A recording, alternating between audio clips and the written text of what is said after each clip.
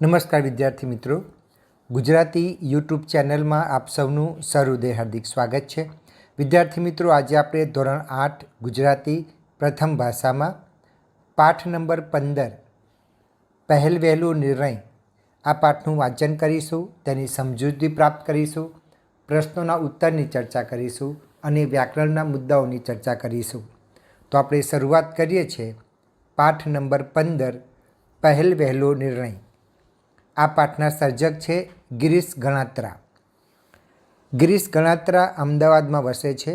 તેઓ વાર્તાકાર અને ગદ્યકાર તરીકે જાણીતા છે. પાનખરે વસંત, ચેરી મેરી ચમેલીની, તુલસીપત્ર અને મહેકના મહાસાગર એમના જાણીતા પુસ્તકો છે. આ વાર્તામાં એક કિશોર ગૌરાંગની વાત સુંદર રીતે રજૂઆત પામી છે. હોસ્ટેલમાં ભણવા જતો ગૌરાંગ પોતાના પોકેટ મની મિત્ર વિજયને મદદ અર્થે વાપરીને માનવતાની સરવાણી વહાવે છે. પોતાની એ ઉંમરે નિર્ણય લેતો થાય છે એ સાચે જ પ્રેરક છે. હવે આપણે પાઠનું વાંચન કરીશું. ગૌરાંગને કોલેજની હોસ્ટેલમાં એડમિશન મળ્યું ત્યાર પછી 10 દિવસ સુધી મધુબહેન એક લિસ્ટ બનાવતા રહ્યા. ગાદલું, ગોદડું, રજાઈ, ચાદર, ઓશીકું, એના ગલેપ, બાલદી, ટમ્બલર, સોપ કેસ, સાબુ. લિસ્ટ લાંબુ ને લાંબુ બનતું ચાલ્યું. અચાનક કોઈ વસ્તુની યાદ આવે કે એ ટપકાવી લે. મમ્મીની આટલી બધી ચીવટ જોઈ ગૌરાંગ હસતો અને મજાકમાં કહેતો કે મમ્મી, મને ખબર નહીં કે છોકરાઓને પણ કર્યાવર અપાતો હશે. છોકરીઓને અપાય છે એ જાણું છું. સવારના ઉઠીને પાણીનો ગ્લાસ, દૂધ, ટૂથબ્રશ કે ટુવાલ માગવાની ટેવ પડી ગઈ છે તે હવે ખબર પડશે. તે વખતે માં યાદ આવશે. તે સ્લીપર લીધા અને બૂટ પોલિશનું બ્રશ ને પોલિશની ડબ્બી લીધી? ના. ટેબલ પર લિસ્ટ પડ્યું છે, એમાં એ ઉમેરી દે. પછી સામાન બાંધતી વખતે હું બધું ગોઠવી લઈશ. અરે ગૌરાંગ, હોસ્ટેલની રૂમમાં અરીસો હોય? ખબર નથી. તો લિસ્ટમાં અરીસો લખી નાખ. હું એક નાનકડો અરીસો બજારમાંથી લઈ આવીશ.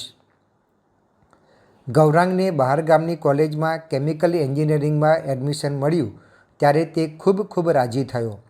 જે ફેકલ્ટીમાં એને જવાનું હતું એ જ ફેકલ્ટીમાં એડમિશન મળ્યું.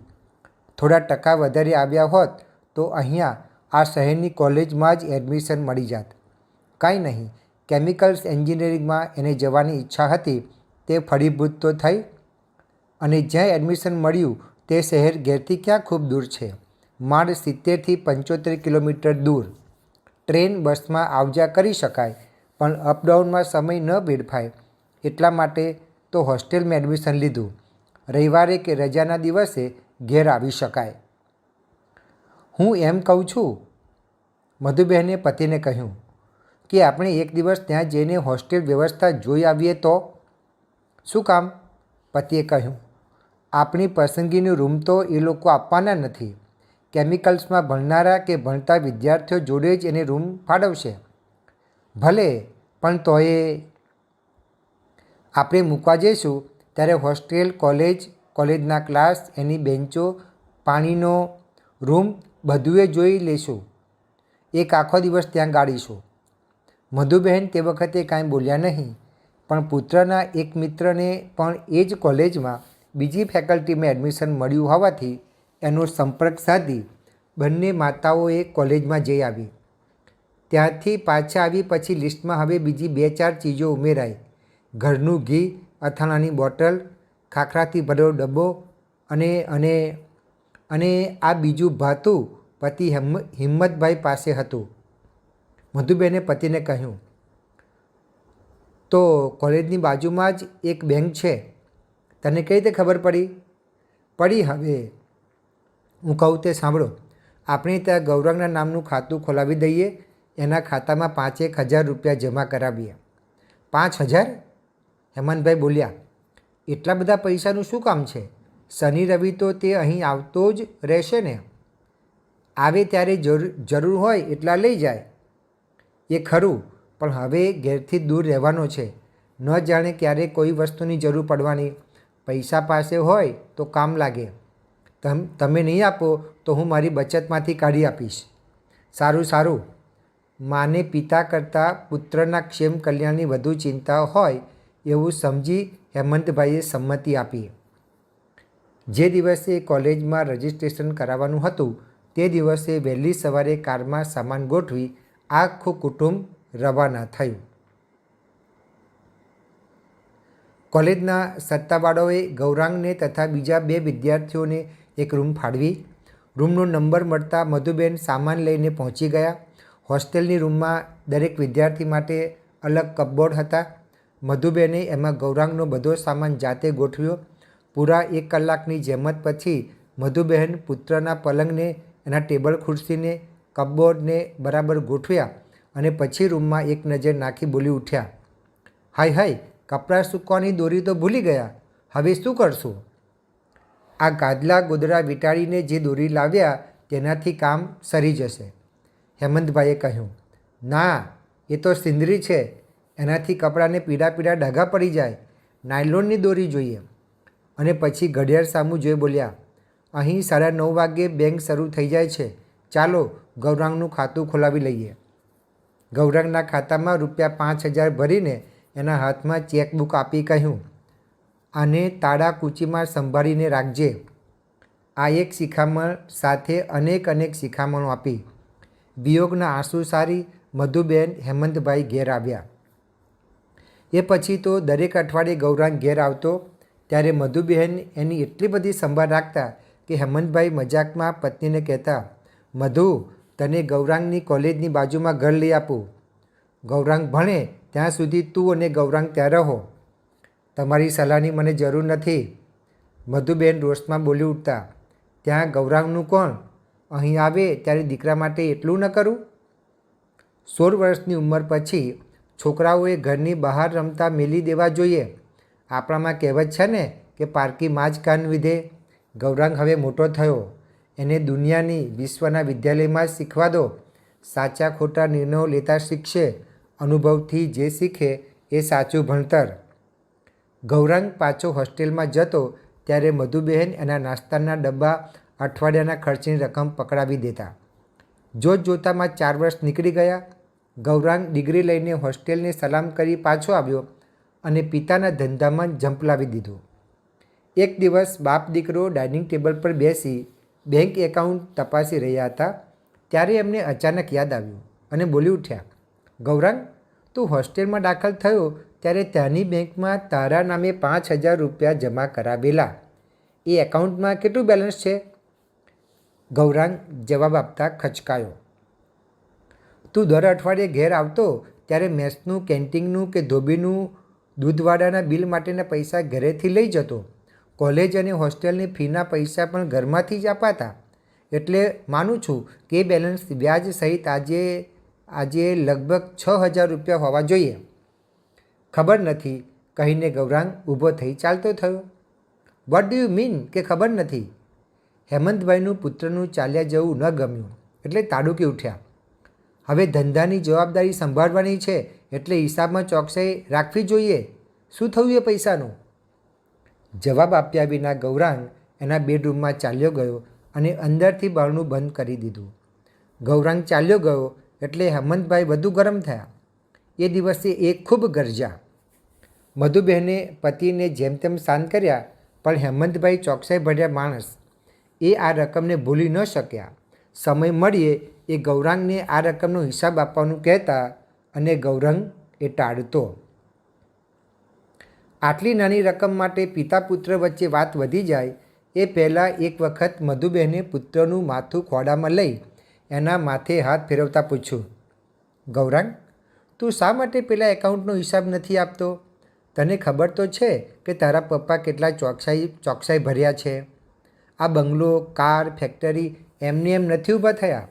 હિસાબની, વ્યવહારની ચીવટને કારણે એ કમાય છે. તારાથી એ રકમ વપરાઈ ગઈ હોય તો મને કહે, મારી પાસેથી એ રકમ તને આપી દઈશ. તારા પપ્પા જેટલા નાળિયેરની છાલ જેવા કડક છે એટલા જ કોપરા જેવા કૂણા પણ છે. તું એમને હિસાબ આપતા ગભરાતો હોય તો મને કહી દે. આપણે બંને એ રકમનો કોઈ રીતે ખુલાસો આપી શકીશું. પુત્રને બહુ મનાવ્યો ત્યારે એણે માતા સમક્ષ ખુલાસો કર્યો, મમ્મી, 3જા વર્ષમાં મારા રૂમ પાર્ટનર તરીકે વિજય કરીને એક છોકરો હતો. એનું પહેલું સેમિસ્ટર પૂરું થયું તે પહેલાં જ એના પિતા મૃત્યુ પામ્યા. એક તો વિજયના ઘરની સ્થિતિ સારી નહીં. જેમ તેમ કરીને એના પિતા વિજયને ભણાવવાનો ખર્ચ ઉઠાવતા. એ આશાએ કે પુત્ર એન્જિનિયર થશે, કમાણી કરતો થશે ત્યારે સુખના દિવસો જોવા મળશે. એ એના પિતાની અંતિમ વિધિ પતાવવા ગયો પછી પાછો આવ્યો જ નહીં. 10-15 દિવસ થયા છતાંય એ ન આવ્યો એટલે અમે 2-3 વિદ્યાર્થી એને ઘેર ગયા. અમે એને મળ્યા ત્યારે ખબર પડી કે વિજયે અભ્યાસ છોડી નોકરીએ લાગી જવા માંગે છે. મમ્મી, વિજય ભણવામાં ખૂબ જ હોશિયાર હતો. 1.5 વર્ષ માટે એની આખી કેરિયર રોડાઈ જતી હતી. એટલે અમે 5-6 વિદ્યાર્થીઓ નક્કી કર્યું કે એનો કોલેજનો હોસ્ટેલનો ખર્ચ આપણે ભોગવી લેવો. મેં પેલા બેંક એકાઉન્ટના 5,500 રૂપિયા વિજય પાછળ ખર્ચી નાખ્યા. પપ્પાને હું કેવી રીતે હિસાબ આપું? એ ચીડાઈ તો. મધુબેન હસ્યા અને કહ્યું, બેટા, બસ આટલી જ વાત છે ને? પછી તારો પેલો દોસ્ત વિજય ગ્રેજ્યુએટ થયો ખરો? હા, યુનિવર્સિટીમાં એ ડિસ્ટિંક્શન સાથે પહેલા વર્ગમાં પાસ થઈ ગયો. ચાલ, તારા ખર્ચેલા પૈસા લેખે લાગ્યા. હવે આ વાત તું મારા પર છોડી દે. 2-3 દિવસ પછી હેમંતભાઈ જ્યારે મૂડમાં હતા ત્યારે મધુબહેને પતિને ગૌરાંગના પેલા એકાઉન્ટનો હિસાબ આપ્યો અને વિગતવાર વાત કરી.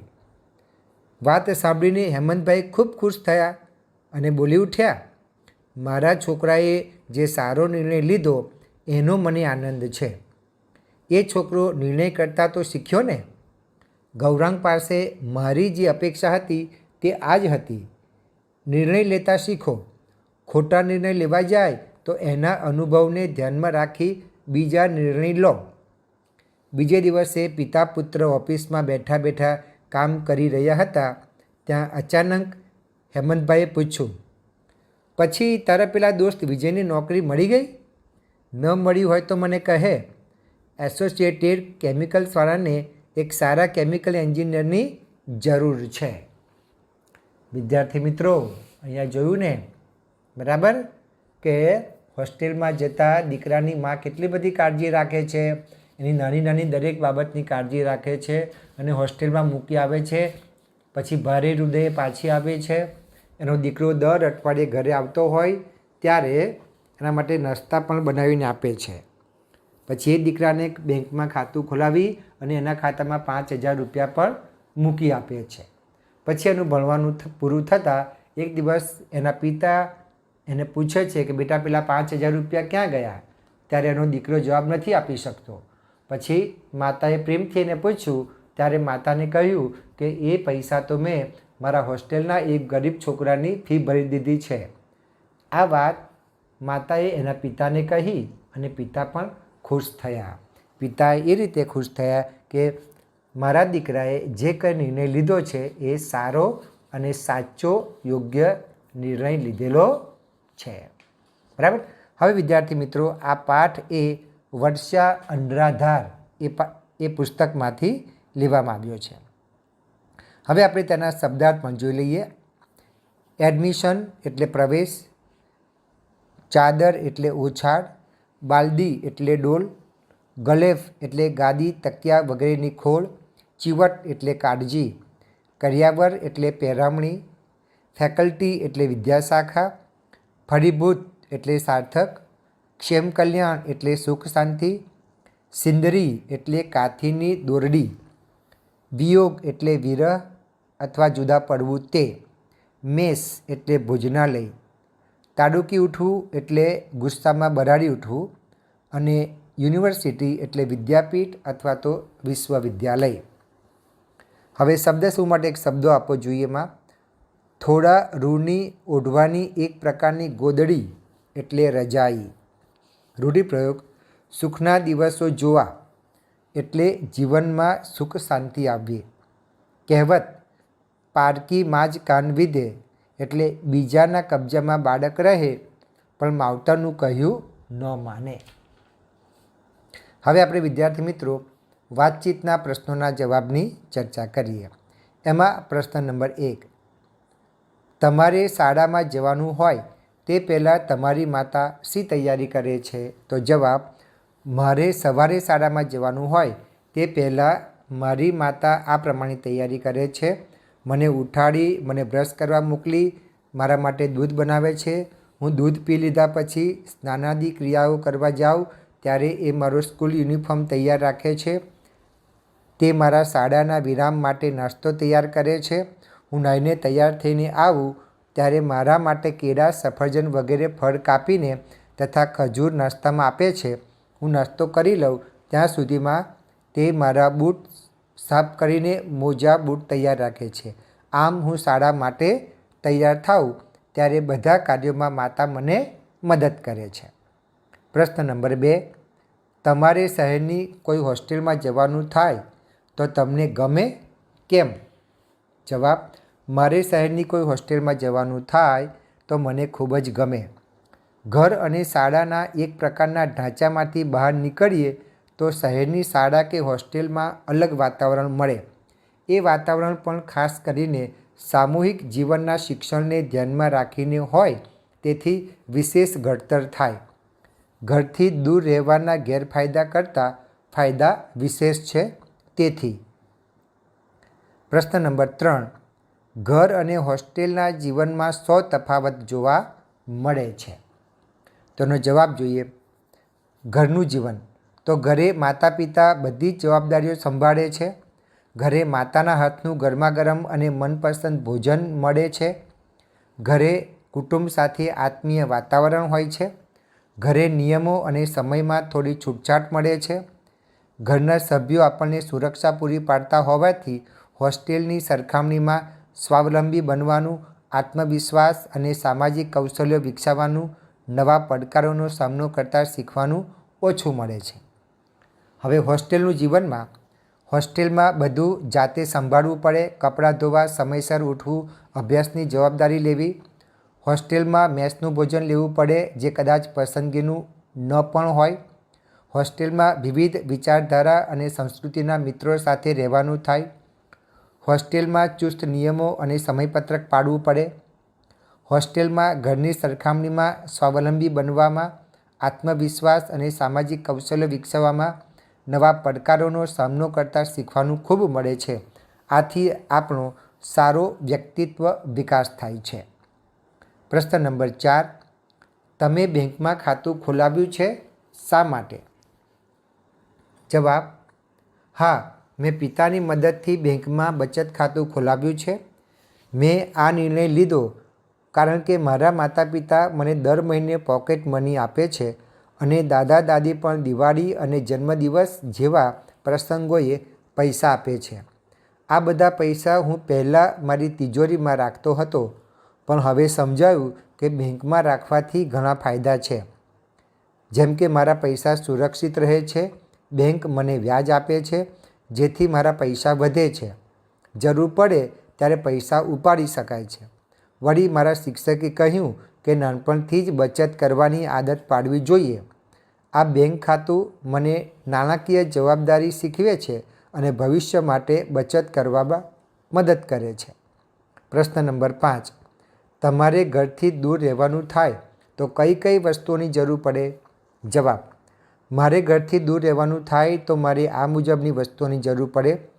રોજિંદા કપડાં, અંડરગાર્મેન્ટ્સ, મોજા, ટુવાલ, નેપકિન, ટૂથબ્રશ, ટૂથપેસ્ટ, સાબુ, શેમ્પૂ, નેલ કટર, કાંસકો, બેડશીટ, ઓશીકું, બ્લેન્કેટ વગેરેની જરૂર પડે. અભ્યાસ માટે નોટબુક, પેન, પેન્સિલ, પાઠ્યપુસ્તકો વગેરેની જરૂર પડે. રોજિંદી જરૂરિયાતમાં પાણીની બોટલ, ચંપલ, બૂટ, જરૂરી દવાઓ, થોડા નાસ્તાની વસ્તુઓ વગેરેની જરૂર પડે. અન્ય મહત્ત્વપૂર્ણ વસ્તુઓમાં ફોટો, આઈડી, ઇમરજન્સી કોન્ટેક્ટ નંબર્સનું લિસ્ટ, થોડા પૈસા ઇમરજન્સી માટે, સંપર્ક માટે ફોન વગેરેની જરૂર પડે. પ્રશ્ન નંબર 6, શાળાએ આવતા પહેલાં તમારા માતા પિતા તમને શી શિખામણ આપે છે? જવાબ, શાળાએ આવતા પહેલાં મારા માતા પિતા મને શિખામણ આપે છે કે દરેક શિક્ષકનો આદર કરજે, તેઓ જે ભણાવે તેને ધ્યાન દઈને ભણજે, શિક્ષકની દરેક સૂચનાઓને ધ્યાનથી સાંભળીને તે પ્રમાણે અભ્યાસ કરજે, વર્ગના વિદ્યાર્થીઓ સાથે પ્રેમપૂર્વક અને સભ્યતાથી વર્તજે, વર્ગખંડમાં શિસ્તનું પાલન કરજે, લંચ બ્રેકમાં મિત્રો સાથે વહેંચીને નાસ્તો કરજે. પ્રશ્ન નંબર 7. તમારા પિતા તમારા પર ક્યારે ગુસ્સે થયા છે? શા માટે? જવાબ: મારા પિતાજી મારા પર ગયા અઠવાડિયે ખૂબ ગુસ્સે થયા હતા, કારણ કે હું આગળના દિવસે મોબાઈલ ફોન પર ગેમ રમવામાં એટલો મશગુલ હતો કે મેં મારું ગૃહ કાર્ય કર્યું નહોતું. તેથી બીજા દિવસે મારા શિક્ષક તરફથી ચિઠ્ઠી આવી કે મેં ગણિત અને વિજ્ઞાનનું ગૃહ કાર્ય કર્યું નથી. પપ્પાએ મને સમજાવ્યું કે આ ઉંમરે અભ્યાસ સૌથી મહત્ત્વનો છે અને મોબાઈલમાં સમય બગાડવાથી મારું ભવિષ્ય બગડી શકે છે. તેમનો ગુસ્સો સાચો હતો, કારણ કે તેઓ મારી સારી કારકિર્દી માટે ચિંતિત હતા. મેં તેમની માફી માગી અને વચન આપ્યું કે હવેથી પહેલાં અભ્યાસ પૂરો કરીશ અને પછી જ મોબાઈલમાં ગેમ રમીશ. પ્રશ્ન નંબર 8. તમારી આસપાસ કોઈએ અધવચ્ચેથી ભણવાનું છોડી દીધું છે? કેમ? જવાબ: હા, મારી સોસાયટીમાં રહેતા નિમિત્તે ગયા વર્ષે ધોરણ 9માંથી ભણવાનું છોડી દીધું હતું. એના પિતાજીનું અચાનક અવસાન થવાથી ઘર ખર્ચને પહોંચી વળવા તેને નાની ઉંમરે જ દુકાન પર કામ કરવા જવું પડ્યું.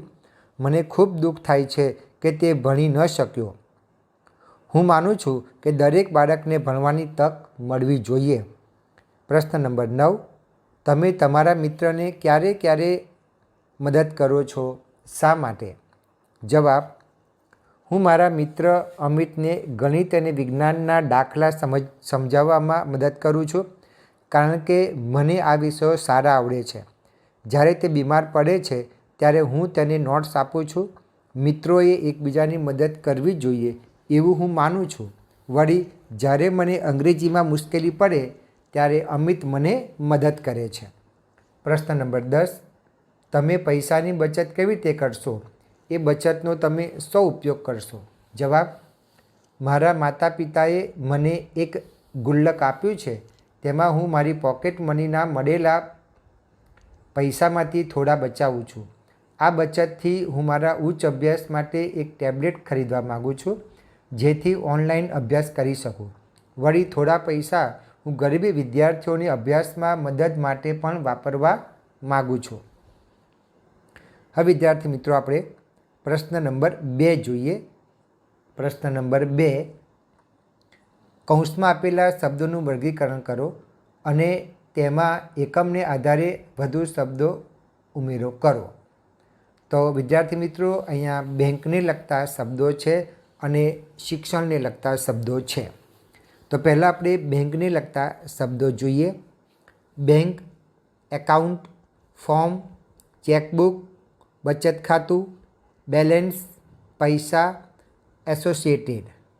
હવે શિક્ષણને લગતા શબ્દો જોઈએ. University, college, class, form, graduate, chemical engineering, degree, admission, distinction, career, registration અને સેમિસ્ટર. વિદ્યાર્થી મિત્રો, આપણે પ્રશ્ન નંબર 3 જોઈએ. આ એકમમાં વપરાયેલ અંગ્રેજી શબ્દો શોધી અને તેનું ગુજરાતી અર્થ તમારે જણાવવાનો છે. ઉદાહરણ આપ્યું છે અહીંયા. યુનિવર્સિટી એટલે વિશ્વવિદ્યાલય. હવે આપણે એવા બીજા શબ્દો પણ જોઈએ. એકાઉન્ટ એટલે હિસાબી ખાતું, એડમિશન એટલે પ્રવેશ અથવા દાખલો, એન્જિનિયરિંગ એટલે યંત્રશાસ્ત્ર અથવા અભિયાંત્રિકી, અપડાઉન એટલે ઊંચ નીચ અથવા ચઢ ઉતર, એસોસિએટેડ એટલે સંકળાયેલ અથવા જોડાયેલ, ઓફિસ એટલે કચેરી અથવા કાર્યાલય, કબર્ડ એટલે અલમારી અથવા કબાટ, કિલોમીટર એટલે 1000 મીટરનું ટૂંકમાં અંતરનું માપ, કેન્ટીન એટલે અલ્પાહાર માટેની જગ્યા, કેમિકલ એટલે રસાયણ, કેરિયર એટલે વ્યવસાય, નોકરી અથવા કારકિર્દી, કોલેજ એટલે મહાવિદ્યાલય, ક્લાસ એટલે વર્ગ, ગ્લાસ એટલે કાચનો પ્યાલો, ગ્રેજ્યુએટ એટલે સ્નાતક અથવા તો પદવીધર, ટૂથપેસ્ટ એટલે દાંતનું મંજન, ટૂથબ્રશ એટલે દાંત ઘસવા માટેનું બ્રશ, ટેબલ એટલે મેજ, ડાઇનિંગ ટેબલ એટલે જમવાનું મેજ,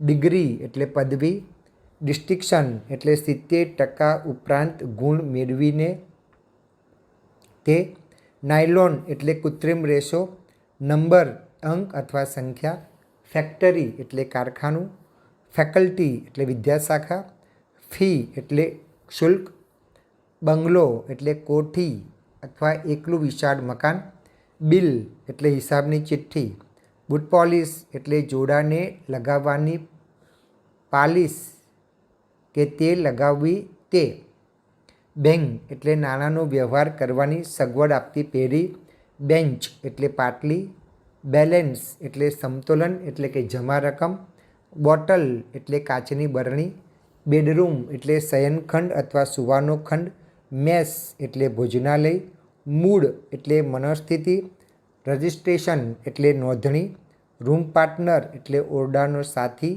લિસ્ટ એટલે યાદી, સેમિસ્ટર એટલે અર્ધવાર્ષિક અથવા તો શૈક્ષણિક, સ્લીપર એટલે સૂવાની જગ્યા, ટ્રેનમાં સૂવાની પાટલી, શોપકેસ એટલે સાબુદાની, હોસ્ટેલ એટલે છાત્રાલય અથવા તો છાત્રાવાસ.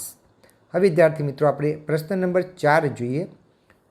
વાક્યમાં વપરાયેલા અંગ્રેજી અર્થવાળા શબ્દોને સ્થાને ગુજરાતી અર્થ લખી અને તમારે વાક્ય પ્રયોગ કરવાનો છે.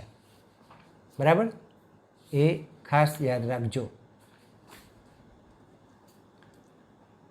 તો આરવે ગુજરાત યુનિવર્સિટીમાં એડમિશન લીધું. તો જવાબ બનશે આરવે ગુજરાત વિશ્વવિદ્યાલયમાં પ્રવેશ મેળવ્યો. બરાબર. હવે આપણે પ્રશ્ન નંબર 5 જોઈએ. આપેલા વાક્યોને ઘટનાક્રમમાં ગોઠવો. જે વાક્ય આપેલા છે એ આડાઅવળા ક્રમમાં છે, એને આપણે ઘટનાક્રમમાં ગોઠવવાના છે. તો વિદ્યાર્થી મિત્રો, અહીંયા તમારા પાઠ્યપુસ્તકમાં પાન નંબર 104 ઉપર પ્રશ્ન નંબર 5 આપેલા વાક્યોને ઘટનાક્રમમાં ગોઠવો.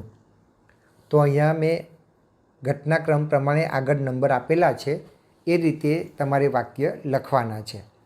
તો પહેલું વાક્ય બનશે ગૌરાંગને કોલેજની હોસ્ટેલમાં એડમિશન મળ્યું. બીજું વાક્ય ગૌરાંગનું બચત ખાતું બેંકમાં ખોલાવવામાં આવ્યું. ત્રીજું વાક્ય ગૌરાંગના ખાતામાં 5,000 રૂપિયા જમા કરાવ્યા. ચોથું વાક્ય હેમંતભાઈ ગૌરાંગ ઉપર તડુક્યા. પાંચમું વાક્ય મધુબહેને પોતાના પુત્રને મનાવ્યો. છઠ્ઠું વાક્ય પિતાનું અવસાન થતાં વિજયે અભ્યાસ છોડી દીધો. સાતમું વાક્ય કોલેજના મિત્રોએ વિજયની ફી અને હોસ્ટેલનો ખર્ચ ભોગવી લીધો. અને આઠમું વાક્ય ગૌરાંગના નિર્ણય ઉપર હેમંતભાઈને આનંદ થયો. વિદ્યાર્થી મિત્રો, આપણે પ્રશ્ન નંબર 6 જોઈએ. આપેલા ચલણમાં તમારી વિગત નોંધવાની છે. તો વિદ્યાર્થી મિત્રો, અહીંયા તમારે તારીખ લખ્યું છે ત્યાં તારીખ લખવાની છે. પે એટલે તમારે ત્યાં તમારું નામ લખવાનું છે. રૂપિયા એટલે કેટલા રૂપિયા લખવાના છે તે, એકાઉન્ટ નંબર લખવાનો છે અને પછી ત્યાં તમારી સહી કરવાની છે. બરાબર. એ જ રીતે વિદ્યાર્થી મિત્રો, જે પૈસા ભરવાની સ્લીપ છે એમાં પણ તમારે તારીખ લખવાની છે, એકાઉન્ટ નંબર લખવાનું છે, નામ લખવાનું છે, પૈસા લખવાના છે, પછી એ શબ્દોમાં અને અંકમાં લખવાની છે. બરાબર. બાજુમાં કઈ કઈ નોટો છે, 1000ની કેટલી છે, 2000ની કેટલી છે, 500ની, 10ની, 100ની, 50ની, 10, 5ની કેટલી છે, એ તમારે લખવાનું છે. બાજુમાં પણ તમારે તારીખ લખવાની છે, કઈ શાખા છે, બ્રાન્ચ એ લખવાની છે, પછી એકાઉન્ટ નંબર લખવાનું, નામ લખવાનું છે, મોબાઈલ નંબર લખવાનું છે, સરનામું લખવાનું છે, પછી શબ્દોમાં તમારે કેટલા પૈસા મૂકો છો એ લખવાનું છે. ત્યારબાદ નીચે તમારે અંકમાં લખવાનું છે અને પછી છેલ્લે તમારે નીચે સાઇન કરવાની હોય છે.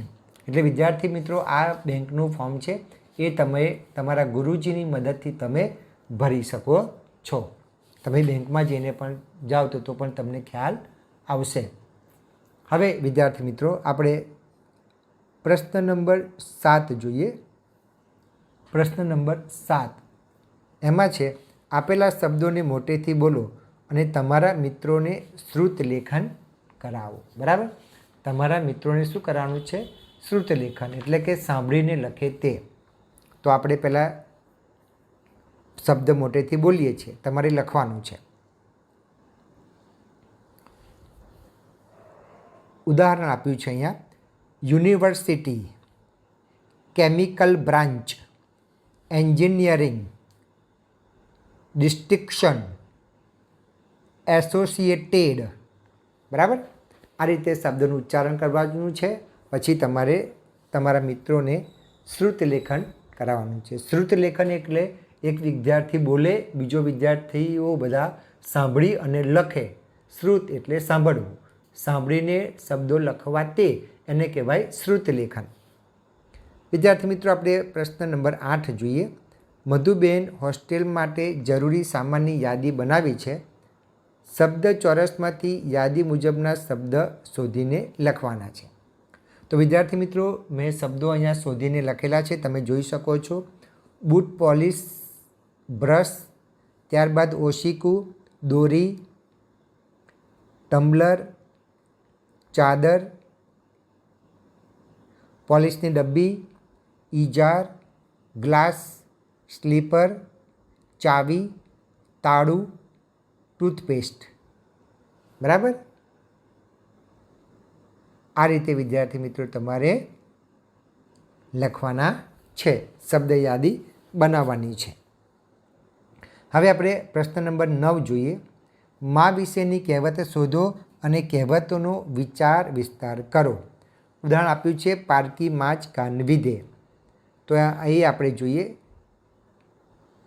એનો જવાબ છે બીજાના કબજામાં બાળક રહે તો તે તેનું કહ્યું માને અને ઘડાય. હવે નંબર 1, માં તેમાં બીજા બધા વગડાના વા. માં સમાન બીજું કોઈ નહીં. આ કહેવત માતાના સ્નેહની અતુલનીયતા દર્શાવે છે. માતાનો પ્રેમ નિસ્વાર્થ, નિરંતર અને અટલ હોય છે, જ્યારે અન્ય સંબંધો અસ્થિર હોઈ શકે છે. જંગલના પવનની જેમ અન્ય લોકો આવે અને જતા રહે, પરંતુ માતા હંમેશા સાથે રહે છે. નંબર 2, મા બાપ જન્મ આપે, કરમ નહીં. અર્થાત માતા પિતા બાળકને જન્મ આપે છે, પરંતુ તેના કર્મ એટલે કે નસીબ કે ભાગ્ય નક્કી કરી શકતા નથી. આ કહેવત વ્યક્તિગત પ્રયત્ન અને જવાબદારીનું મહત્ત્વ દર્શાવે છે.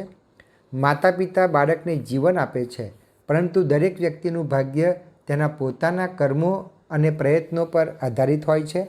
આપણી સફળતા કે નિષ્ફળતા આપણા પોતાના કાર્યો પર નિર્ભર હોય છે. નંબર 3, મા લગી મોસાળ ને બાપ લગી કુટુંબ. મા હોય ત્યાં સુધી મોસાળ સાથે સંબંધ અને પિતા હોય ત્યાં સુધી કુટુંબ ધ્યાન રાખે. અર્થાત આ કહેવત કુટુંબમાં માતા પિતાનું મહત્ત્વ દર્શાવે છે. માતા સાસરિયા અને પિયર વચ્ચેનો સેતુ છે, જ્યારે પિતા વંશ અને કુટુંબની પરંપરા જાળવે છે. તેમના અસ્તિત્વ સાથે જ સંબંધોનું માળખું મજબૂત રહે છે. નંબર 4, માએ સવારશેર સૂંઠ ખાવી એટલે માતાએ સવારશેર સૂંઠ ખાધી છે, તેથી બાળક જન્મે મજબૂત છે, એના અર્થમાં છે. તો એનો અર્થ જોઈએ. આ કહેવત માતાના શારીરિક અને માનસિક સામર્થ્યને દર્શાવે છે. પ્રાચીન સમયમાં બાળકના જન્મ પછી માતાને સૂંઠ ખવડાવવામાં આવતી, જે તેને શક્તિ આપે છે. આ કહેવત સૂચવે છે કે માતા અનેક મુશ્કેલીઓ સહન કરી શકે છે અને બાળકના હિત માટે તકલીફો વેઠી શકે છે. હવે 5મા નંબરની કહેવત જોઈએ. માગ્યા વગર તો મા પણ ન પીરસે. એટલે જો તમે માગશો નહીં તો માતા પણ ભોજન પીરસશે નહીં. એનો અર્થ વિસ્તાર જોઈએ. આ કહેવત સૂચવે છે કે જો તમે તમારી જરૂરિયાતો વ્યક્ત નહીં કરો તો કોઈ તમને મદદ કરી શકશે નહીં, પછી ભલે તે તમારી માતા જેવી નજીકની વ્યક્તિ હોય. આ કહેવત આપણને શીખવે છે કે જીવનમાં જે જોઈએ તે માટે માગતા શીખવું જોઈએ અને પોતાની જરૂરિયાતો સ્પષ્ટપણે વ્યક્ત કરવી જોઈએ. હવે વિદ્યાર્થી મિત્રો, પ્રશ્ન નંબર 10 જોઈએ. એમાં પ્રશ્નોના જવાબ લખો. એમાં પ્રશ્ન નંબર 1, ગૌરાંગને હોસ્ટેલમાં મૂકવા માટે ઘરમાં શી તૈયારીઓ ચાલતી હતી? જવાબ, ગૌરાંગને હોસ્ટેલમાં મૂકવા માટે ઘરમાં આ મુજબની તૈયારીઓ ચાલતી હતી. તેના મમ્મી મધુબહેન એડમિશન મળ્યું ત્યાર પછી 10 દિવસ સુધી હોસ્ટેલમાં લઈ જવાની વસ્તુઓનું લિસ્ટ બનાવતા હતા. તે લિસ્ટ મુજબની વસ્તુઓ પણ મધુબહેન લઈ આવતા હતા. મધુબહેન ગૌરાંગના મિત્રની મમ્મીનો સંપર્ક સાધી કોલેજમાં જઈ આવ્યા. કોલેજની બાજુની બેંકમાં ખાતું ખોલાવી તેમાં 5,000 રૂપિયા જમા કરાવવાનું નક્કી કરવામાં આવ્યું. પ્રશ્ન નંબર 2, હેમંતભાઈના સ્વભાવની શી વિશેષતા છે? જવાબ, હેમંતભાઈ સ્વભાવે ચોકસાઈવાળા વ્યક્તિ છે. તેઓએ હિસાબની વ્યવહારની ચીવટને કારણે બંગલો, કાર, ફેક્ટરી વગેરે ઊભું કર્યું છે. તેઓ નાળિયેરની છાલ જેવા કડક અને એટલા જ કોપરા જેવા કૂણા પણ છે. પ્રશ્ન નંબર 3, મધુબહેન ગૌરાંગની હોસ્ટેલ જવા માટેનો આગ્રહ શા માટે રાખતા હશે? જવાબ, મધુબહેન ગૌરાંગના રહેવાની, તેની સલામતીની અને તેને મળનારી સુવિધાઓની ખાતરી કરવી હશે. આ ઉપરાંત આપણે સૌ જાણીએ છીએ કે સંતાનની સુખાકારી માટે માતાને સ્વાભાવિક ચિંતા હોય છે. તેથી ગૌરાંગની સુખાકારી સુનિશ્ચિત કરવા મધુબહેન તેની હોસ્ટેલ જવાનો આગ્રહ રાખતા હશે. પ્રશ્ન નંબર 4, હેમંતભાઈ ગૌરાંગ ઉપર શા માટે તડુકી ઉઠ્યા? જવાબ, એક દિવસ ગૌરાંગ અને હેમંતભાઈ ડાઇનિંગ ટેબલ ઉપર બેસીને બેંક એકાઉન્ટ તપાસી રહ્યા હતા. ત્યારે હેમંતભાઈને અચાનક ગૌરાંગ હોસ્ટેલમાં રહેવા ગયો હતો ત્યારે તેના નામે બેંકમાં 5,000 રૂપિયા જમા કરાવેલા તે યાદ આવ્યું. હેમંતભાઈએ કહ્યું કે તું મેસનું, કેન્ટીનનું કે ધોબી દૂધવાળાના બિલ માટેના તેમજ કોલેજ અને હોસ્ટેલ ફીના પૈસા ઘરેથી લઈ જતો હોવાથી તે બેંક એકાઉન્ટમાં વ્યાજ સાથે કેટલું બેલેન્સ છે? તેના જવાબમાં ગૌરાંગે ખબર નથી કહ્યું ત્યારે હેમંતભાઈ તેના પર તડુકી ઉઠ્યા. પ્રશ્ન નંબર 5, ગૌરાંગ પોતાના પિતાને બેંક એકાઉન્ટનો હિસાબ આપવાનું શા માટે ટાળતો હતો? જવાબ, ગૌરાંગની સાથે હોસ્ટેલમાં રહેતા મિત્ર વિજયના ઘરની સ્થિતિ સારી નહોતી. તેના પિતા વિજયના ભણવાનો ખર્ચ ઉઠાવતા, પરંતુ તેના પિતાનું મૃત્યુ થવાથી તે અભ્યાસ છોડી નોકરીએ લાગી જવા ઈચ્છતો હતો. ગૌરાંગ અને હોસ્ટેલના 5-6 વિદ્યાર્થીઓએ મળીને તેની કોલેજની અને હોસ્ટેલનો ખર્ચ ભોગવવાનું નક્કી કર્યું. આથી તેણે બેંક એકાઉન્ટમાં જમા થયેલા 5,500 રૂપિયા વિજયના અભ્યાસ પાછળ ખર્ચી નાખ્યા હોવાથી તે તેના પિતાને બેંક એકાઉન્ટનો હિસાબ આપવાનું ટાળતો હતો. પ્રશ્ન નંબર 6, પિતાએ આપેલા રૂપિયાનું ગૌરાંગે શું કર્યું, કેમ? જવાબ, ગૌરાંગના પિતાએ આપેલા રૂપિયા તેણે પોતાના હોસ્ટેલના મિત્ર વિજયની કોલેજ અને હોસ્ટેલ ફી ભરવામાં ખર્ચી નાખ્યા. કારણ કે તેના મિત્ર વિજયની ઘરની પરિસ્થિતિ સારી નહોતી. તેના પિતા તેના ભણતરનો ખર્ચ ઉઠાવતા હતા. તેના પિતાના મૃત્યુ પછી વિજય અભ્યાસ છોડી નોકરીએ લાગી જવા માગતો હતો. આથી ગૌરાંગે અને હોસ્ટેલના 5-6 વિદ્યાર્થીઓએ મળીને તેની કોલેજ અને હોસ્ટેલનો ખર્ચ ભોગવવાનું નક્કી કર્યું. પ્રશ્ન નંબર 7, ગૌરાંગનો પહેલવહેલો નિર્ણય તમને ગમ્યો, કેમ? એનો જવાબ, હા, મને ગૌરાંગનો પહેલવહેલો નિર્ણય ગમ્યો. કારણ કે કોઈ વિદ્યાર્થીના ભણતરનો ખર્ચ ઉઠાવવાનો નિર્ણય સંપૂર્ણપણે યોગ્ય ગણી શકાય. શિક્ષણ એ દરેકનો મૂળભૂત અધિકાર છે. દરેક વ્યક્તિને ગુણવત્તાસભર શિક્ષણ મેળવવાનો અધિકાર છે. આર્થિક સ્થિતિ એ શિક્ષણ મેળવવામાં અવરોધક ન બનવી જોઈએ. શિક્ષણથી વ્યક્તિ આત્મનિર્ભર બને છે અને ભવિષ્યમાં સમાજ પર બોજારૂપ બનવાની શક્યતા ઘટે છે. આપણા દ્વારા શિક્ષણના ખર્ચને વહન કરવાથી આર્થિક રીતે નબળા વર્ગના વિદ્યાર્થીઓને પણ સમાન તક મળે છે, જેનાથી વર્ગીય અસમાનતા ઘટાડવામાં મદદ મળે છે. શિક્ષિત યુવા પેઢી ભવિષ્યમાં દેશના આર્થિક વિકાસમાં મહત્વપૂર્ણ ભૂમિકા ભજવે છે. કુશળ માનવબળ એ કોઈપણ દેશની સૌથી મૂલ્યવાન સંપત્તિ છે. હવે વિદ્યાર્થી મિત્રો આપણે પ્રશ્ન નંબર 11, આપેલા ફકરાનું યોગ્ય ઝડપથી વાંચન કરો. 1 મિનિટમાં કેટલા શબ્દો તમે વાંચ્યા છે એની તમારે નોંધ કરવાની છે. બરાબર? તો વિદ્યાર્થી મિત્રો આપણે પેરેગ્રાફનું વાંચન કરીએ છીએ. તમારે તમારા જાતે જ આ ફકરો વાંચવાનો છે અને 1 મિનિટમાં તમે કેટલા શબ્દો વાંચ્યા એની તમારે નોંધ કરવાની છે. મધુબેન હસ્યા અને કહ્યું, બેટા બસ આટલી જ વાત છે ને?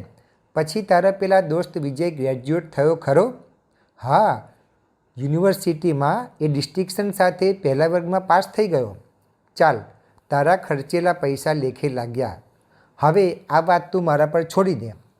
2-3 દિવસ પછી હેમંતભાઈ જ્યારે મૂડમાં હતા ત્યારે મધુબહેને પતિને ગૌરાંગના પેલા એકાઉન્ટનો હિસાબ આપ્યો અને વિગતવાર વાત કરી.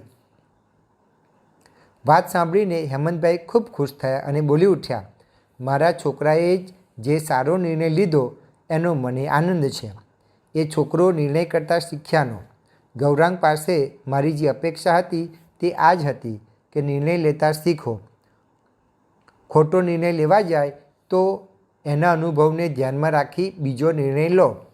બીજા દિવસે પિતા પુત્ર ઓફિસમાં બેઠા બેઠા કામ કરી રહ્યા હતા ત્યાં અચાનક હેમંતભાઈએ કહ્યું, પછી તારા પેલા દોસ્ત વિજયની નોકરી મળી ગઈ? ન મળી હોય તો મને કહે. એસોસિએટેડ કેમિકલ્સવાળાને એક સારા કેમિકલ એન્જિનિયરની જરૂર છે. તો વિદ્યાર્થી મિત્રો 1 મિનિટમાં કેટલા શબ્દો વાંચ્યા એની સંખ્યા તમારે અહીંયા ચોરસ બોક્સમાં લખવાની છે. હવે વિદ્યાર્થી મિત્રો આપણે આ પાઠમાં આવતું વ્યાકરણ જે છે એની પણ થોડી ચર્ચા કરી લઈએ. તો એમાં સૌપ્રથમ જોડણી સુધારીને લખો. તો વિદ્યાર્થી મિત્રો આપણે સાચી જોડણી જ વાંચીએ છીએ. તમે સ્ક્રીન પર જોઈ શકો છો ઉત્તર એવું લખ્યું છે. તેમાં ચીવટ, ફળીભૂત, એન્જિનિયરિંગ, રવિવાર, પિતાપુત્ર, શિખામણ, ડિગ્રી, દીકરો, અંતિમ વિધિ, ઓફિસ, સ્થિતિ અને મૃત્યુ. નીચેના શબ્દોના 2-2 સમાનાર્થી શબ્દ લખો. એમાં અચાનક એટલે એકાએક અથવા ઓચિંતું, મજાક એટલે મસ્કરી અથવા હાંસી, ટેવ એટલે લત અથવા આદત, સામાન એટલે સામગ્રી અથવા રાચરચીલું, માંડ એટલે જેમ તેમ કરીને અથવા મહા મુશ્કેલીએ, અલગ એટલે દૂર અથવા છેટું, શિખામણ એટલે બોધ અથવા સલાહ, ખચકાવવું એટલે અચકાવવું અથવા અટકવું, કડક એટલે કઠણ અથવા આકરું અને નોકર એટલે ચાકર અથવા સેવક.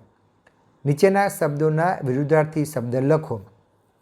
તો લાંબુ તો ટૂંકું, સુટેવ તો કુટેવ, ઈચ્છા તો અનિચ્છા, દૂર તો નજીક, દિવસ તો રાત, વ્યવસ્થા તો અવ્યવસ્થા, મિત્ર તો દુશ્મન, ખરું તો ખોટું, અલગ તો ભેગું, ગરમ તો ઠંડુ, વિજય તો પરાજય અને પાસ તો નાપાસ.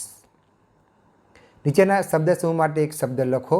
એમાં નંબર 1 થોડા રૂની ઓઢવાની એક પ્રકારની ગોદડી એટલે રજાઈ, બચાવેલી રકમ એટલે બચત, બેંકના પોતાના ખાતામાં રહેલા નાણાં ઉપાડવા માટેનો આદેશપત્ર એટલે ચેક, 7 વારનો સમય એટલે અઠવાડિયું, આપેલા માલની કે કરેલી સેવાની કિંમતનો આંકડો એટલે બિલ, ધીરધારના નાણાં વાપરવા બદલ મૂળ રકમ ઉપર આપવો પડતો વધારો એટલે વ્યાજ, અલ્પાહારની વ્યવસ્થા પૂરી પાડતી સંસ્થાકીય જગ્યા એટલે કેન્ટીન અને ગાદી તકિયા વગેરેની ખોડ એટલે ગલેફ. હવે નીચેના રૂઢિપ્રયોગનો અર્થ આપીને વાક્ય પ્રયોગ કરો. એમાં નંબર 1 ગરમ થવું એટલે ક્રોધ કરવો. વાક્ય છેલ્લા 15 દિવસથી રાકેશ શાળામાં ગૃહકાર્ય નથી લઈ જતો. તેઓ શાળામાંથી પત્ર આવતા તેના પિતા ગરમ થઈ ગયા. બીજો સુખના દિવસો જોવા એટલે જીવનમાં સુખ શાંતિ આવવી. તો વાક્ય વર્ષો સુધી મજૂરી કર્યા પછી દીકરાઓ સારું કમાતા થયા. શાંતિલાલે હવે સુખના દિવસો જોયા. નંબર 3 સલામ કરીને એટલે છોડી દઈને. તો વાક્ય શેઠ મનોજને દરરોજ નાના નાના કારણે બેઇજ્જત કરતા હોવાથી અકળાયેલો તે શેઠને સલામ કરીને ઘરે ગયો. નંબર 4 તડુકી ઉઠવું એટલે ગુસ્સાથી ભરાડી ઉઠવું. તો વાક્ય શેઠે વગર વિચારે નોકર ઉપર તાડુકી ઉઠવું જોઈતું નહોતું. પ્રશ્ન નંબર 6 નીચેની કહેવતનો અર્થ લખો. પારકી માં જ કાન વિધે, એટલે બીજાના કબજામાં બાળક રહે તો તેનું કહ્યું માને અને ઘડાય. પ્રશ્ન નંબર 7. નીચેના શબ્દોના અર્થભેદ લખો.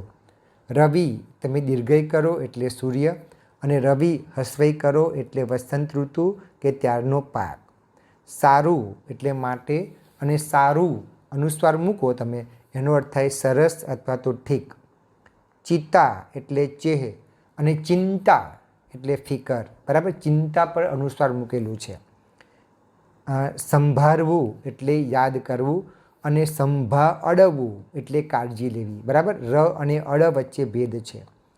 પિતા તમે હસ્વઈ કરો એટલે બાપ, અને પિતા તમે દીર્ઘઈ કરો એનો અર્થ થાય પાતળા કકડા. વાજ એટલે કંટાળેલું, અને વ્યાજ એટલે નાણાં વાપરવા બદલ મૂળ રકમ ઉપર આપવો પડતો વધારો. પ્રશ્ન 8. નીચેના શબ્દોમાંથી ધ્વનિઓ છૂટા પાડી અને લખો. તો નિર્ણય એટલે ન વત્તા ઈ વત્તા ર વત્તા અણ વત્તા અ વત્તા ય. હોસ્ટેલ હ વત્તા ઓ વત્તા સ વત્તા ટ વત્તા એ વત્તા લ. ફેક્ટરી તો ફ વત્તા એ વત્તા ક વત્તા ટ વત્તા ર વત્તા ઈ. કેમિકલ એટલે ક વત્તા એ વત્તા મ વત્તા ઈ વત્તા ક વત્તા અ વત્તા લ. 70 તો સ વત્તા ઈ વત્તા ત વત્તા ત વત્તા એ વત્તા ર. નીચેના ધ્વનિઓને જોડી અને શબ્દ બનાવવાના છે. તો નંબર 1. ક વત્તા ઓ વત્તા લ વત્તા એ વત્તા જ એટલે કોલેજ. નંબર 2. એ વત્તા ડ વત્તા અ વત્તા મ વત્તા ઈ વત્તા સ વત્તા અ વત્તા ન એટલે એડમિશન. નંબર 3. ક વત્તા અ વત્તા લ વત્તા ય વત્તા આ વત્તા અણ એટલે કલ્યાણ. નંબર 4. ડ વત્તા આ વત્તા ઈ વત્તા ન વત્તા ઈ વત્તા ગ વત્તા અ એટલે ડાઇનિંગ. નંબર 5. ચ વત્તા ઓ વત્તા ક વત્તા અ વત્તા સ વત્તા આ વત્તા ઈ એટલે ચોકસાઈ. હવે માગ્યા પ્રમાણે લખો. એમાં નીચેના વાક્યોને ભાવે વાક્યમાં ફેરવો. એમાં નંબર 1. મધુબહેન તે વખતે કાંઈ બોલ્યા નહીં. જવાબ. મધુબહેનથી તે વખતે કાંઈ બોલાયું નહીં. નંબર 2. ગૌરાંગ એના બેડરૂમમાં ચાલ્યો ગયો. તો જવાબ. ગૌરાંગથી એના બેડરૂમમાં ચાલ્યા જવાયું. નંબર 3. પપ્પાને હું કેવી રીતે હિસાબ આપું? તો જવાબ. પપ્પાને મારાથી કેવી રીતે હિસાબ અપાય? નીચેના વાક્યોને કર્મણી વાક્યમાં ફેરવો. તો નંબર 1. હું નાનકડો અરીસો બજારમાંથી લઈ આવીશ. તો જવાબ થશે મારાથી નાનકડો અરીસો બજારમાંથી લઈ અવાશે. નંબર 2. મેં જાતે જ તમારો કેસ હાથમાં લીધો. તો જવાબ. મારાથી જાતે જ તમારો કેસ હાથમાં લેવાયો. પ્રશ્ન નંબર 11. નીચેના આપેલા શબ્દોને શબ્દકોશના ક્રમમાં ગોઠવો. સામાન, અરીસો, હોસ્ટેલ, ગૌરાંગ, ડિગ્રી અને નાળિયેર. તો વિદ્યાર્થી મિત્રો એનો જવાબ થશે અરીસો, ગૌરાંગ, ડિગ્રી, નાળિયેર, સામાન અને હોસ્ટેલ. બરાબર. તો વિદ્યાર્થી મિત્રો અહીંયા આપણે આ પાઠના સ્વાધ્યાયના પ્રશ્નોનો જવાબ, વ્યાકરણની ચર્ચા, પાઠ વાંચન અને સમજૂતી આ બધું જ પૂર્ણ કરીએ છીએ. આશા રાખું છું વિદ્યાર્થી મિત્રો કે આ વિડીયોમાંથી આપણે ઘણી ઉપયોગી માહિતી પ્રાપ્ત થઈ હશે. વિદ્યાર્થી મિત્રો, જો તમે મારી યુટ્યુબ ચેનલ પર નવા આવ્યા હો તો મારી યુટ્યુબ ચેનલમાં આપણે ધોરણ 1 થી 12 ગુજરાતી વિષયને લગતા અભ્યાસ, સ્વાધ્યાય, વ્યાકરણ, ગદ્યાર્થ ગ્રહણ, પદ્યાર્થ ગ્રહણ, અર્થ વિસ્તાર, સંક્ષેપીકરણ, અહેવાલ લેખન, વાદાત્મક ગદ્ય, ભાવાત્મક ગદ્ય, વાર્તા લેખન, પત્ર લેખન, સાથે સાથે શાળામાં કાર્યક્રમનું આયોજન કેવી રીતે કરી શકાય તેના વિડીયો, સ્ક્રિપ્ટના વિડીયો, નાટક ગરબાના વિડીયો, કહેવતો, સમાનાર્થી શબ્દો, રૂઢિપ્રયોગો, વિરુદ્ધાર્થી શબ્દો, શબ્દ સમૂહ માટે એક શબ્દ આપો, આ બધા જ વિડીયો આપને મારી એકમાત્ર યુટ્યુબ ચેનલમાંથી મળી રહેશે. વિદ્યાર્થી મિત્રો, તમારે ચેનલને સબસ્ક્રાઈબ કરવાની છે, ત્યારબાદ તમે પ્લેલિસ્ટમાં જઈને જોઈ શકશો. તો અહીંયા મારો વિડીયો પૂર્ણ કરું છું. ફરી વખત નવા ટૉપિક સાથે મળીશું. ત્યાં સુધી આપની રજા લો. આવજો વિદ્યાર્થી મિત્રો, આવજો.